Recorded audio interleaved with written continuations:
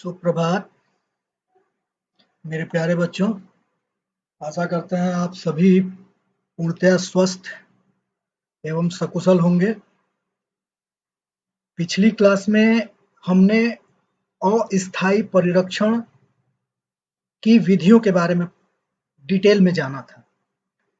इस क्लास में हम स्थायी परिरक्षण की विधियों को विस्तार से जानने का प्रयास करेंगे। तो चलिए शुरू करते हैं आज की क्लास। आज की क्लास की डिटेल्स जो हैं वो आपकी स्क्रीन पे आ रही हैं। अध्याय प्रथम, परिरक्षण के मूल सिद्धांत।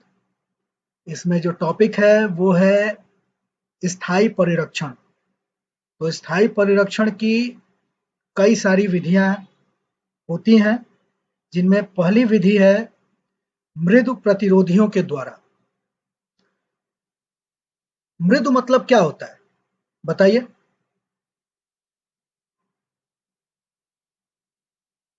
चलिए मैं बताता हूं। मृदु मतलब होता है कोमल, मुलायम।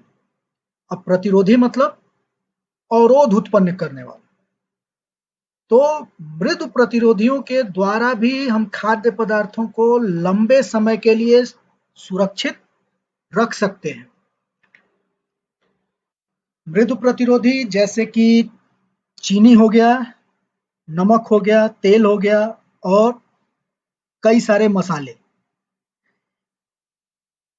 इन सभी के अलग इन सभी को अलग-अलग प्रयोग करके हम खाद्य पदार्थों को स्थायी रूप से परिरक्षित कर सकते हैं।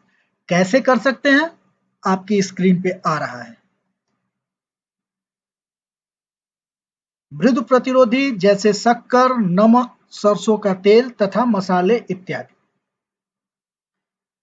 इन तीनों के प्रयोग से खाद्य पदार्थों को स्थायी रूप से परिरक्षित किया जा सकता है, क्योंकि किसी भी खाद्य पदार्थ में यदि शक्कर की मात्रा 70% कर दी जाए तो वह पदार्थ सूक्ष्म जीवों से सुरक्षित हो जाता है। ऐसा इसलिए होता है क्योंकि जब किसी भी खाद्य पदार्थ का TSS अर्थात टोटल सॉल्युबल सॉल्वेंट यदि 70 डिग्री ब्रिक्स हो जाता है तो उस अवस्था में उस पदार्थ में जो जलांश है वो स्वतंत्र नहीं रह पाता है, जिससे कि सूक्ष्म जीवों की क्रियाशीलता घट जाती है उस खाद्य पदार्थ पर। इसीलिए वह खाद्य पदार्थ जिसमें 70% चीनी उपलब्ध हो, वह खाद्य पदार्थ स्थायी रूप से परिरक्षित हो जाता है। ठीक यही कार्यप्रणाली तब होती है जब किसी खाद्य पदार्थ में नमक का प्रतिशत 20 हो जाए, यानी कि 20% नमक यदि किसी खाद्य पदार्थ में उपस्थित है तो वह खाद्य पदार्थ खराब नहीं होगा। इसी तरीके से यदि किसी खाद्य पदार्थ को तेल में डुबो कर रख दिया जाए तो वह भी सूक्ष्म जीवों के प्रकोप से बच जाता है, अर्थात सूक्ष्म जीव उस पर क्रियाशील नहीं हो पाते और वह पदार्थ सुरक्षित हो जाता है। अगला टॉपिक है रासायनिक परिरक्षकों के द्वारा परिरक्षण। रासायनिक परिरक्षक कई सारे हैं, जैसे कि sodium benzoate, potassium metabisulphite, sulphur dioxide, carbon dioxide, acetic acid, citric acid इत्यादि इत्यादि इत्यादि।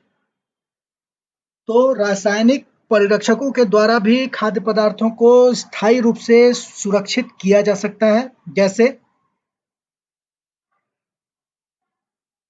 Sodium benzoate.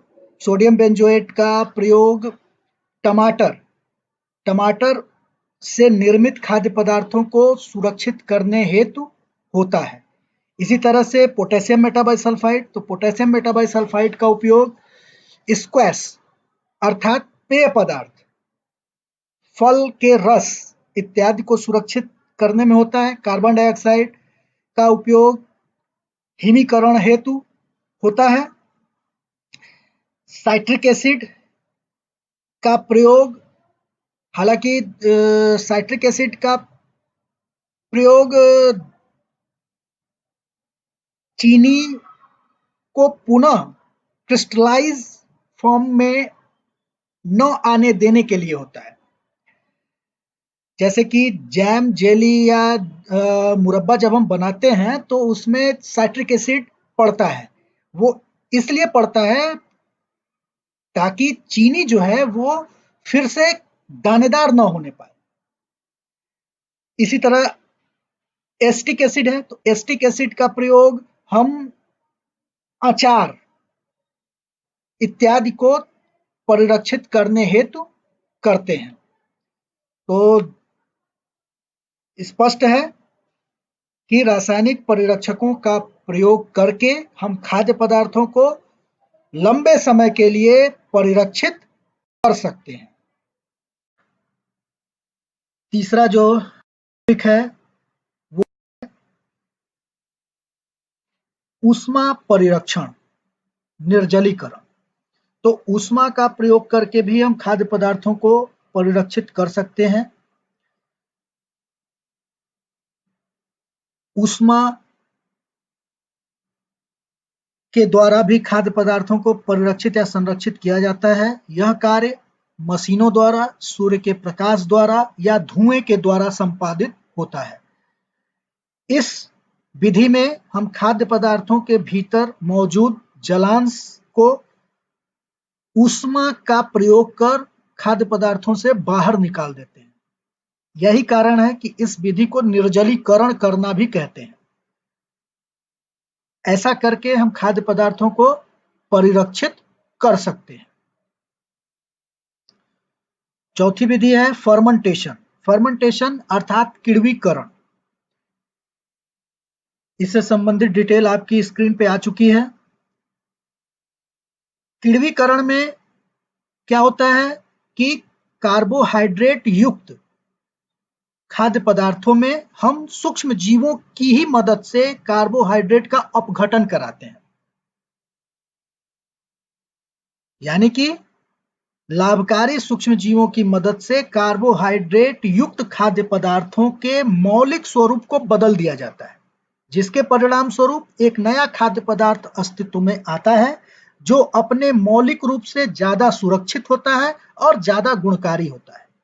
जैसे कि दूध से दही का बनना, गन्ने के रस, सेब, जामुन के रस से सिरके का बनना। इस परिरक्षण की 3 विधियां हैं। पहली है मदिरा के द्वारा किण्वीकरण। दूसरा सिरका के द्वारा किण्वीकरण।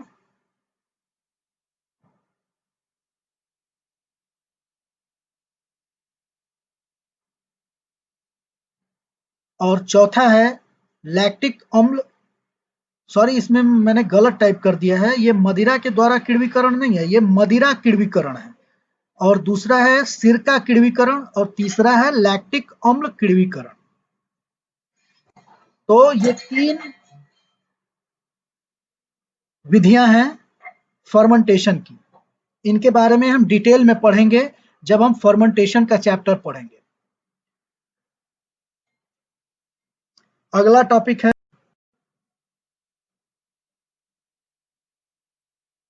हिमीकरण। हिमीकरण, हिम मतलब बर्फ। तो हिमीकरण से संबंधित जानकारी आपकी स्क्रीन पे आ चुकी है। इस विधि में खाद्य पदार्थों को अत्यंत कम तापक्रम पर रखा जाता है जो हिमांक के आसपास ही होता है। ऐसा करने से खाद्य पदार्थों में उपस्थित जलांश की मात्रा स्वतंत्र अवस्था में नहीं रह पाती तथा अत्यंत कम तापमान होने के कारण सूक्ष्म जीव क्रिया विहीन हो जाते हैं, जिससे कि खाद्य पदार्थ सुरक्षित हो जाता है। जैसे कि कोल्ड स्टोरेज, यही कारण है कोल्ड स्टोरेज में चूंकि टेम्परेचर काफी कम होता है, उस कम तापमान पे सूक्ष्म जीवों की क्रियाशीलता नहीं हो पाती, जिससे कि कोल्ड स्टोरेज में रखा हुआ सामान बहुत लंबे समय तक सुरक्षित रहता है। सूक्ष्म जीवों की क्रियाशीलता का एक चैप्टर है जिसमें हम इनकी क्रियाशीलता को विस्तृत रूप में जानेंगे, अभी आगे आएगा आपके समक्ष। छठा है विकिरण। विकिरण अर्थात रेडिएशन। यह संरक्षण विज्ञान की सबसे प्रभावशाली विधि है, किंतु इसका क्रियान्वयन काफी महंगा है। इसीलिए यह विधि जो है वो बहुत ज्यादा प्रचलन में नहीं है। तो इस विधि में खाद्य पदार्थों को रेडिएशन की एक निश्चित मात्रा के बीच से गुजारा जाता है, जिससे वह सदा सर्वदा के लिए सूक्ष्म जीवों के प्रभाव से मुक्त हो जाते हैं। तो हमने आज स्थायी परिरक्षण के अंतर्गत निम्नांकित 6 विधियों के बारे में पढ़ा। आशा करते हैं आपको समझ में आया होगा। यदि कुछ नहीं समझ में आता है तो आप मुझे व्हाट्सएप पे प्रश्न पूछ सकते हैं। आपके प्रश्नों का इंतजार रहेगा। इन्हीं शब्दों के साथ आज की क्लास खत्म करते हैं। धन्यवाद।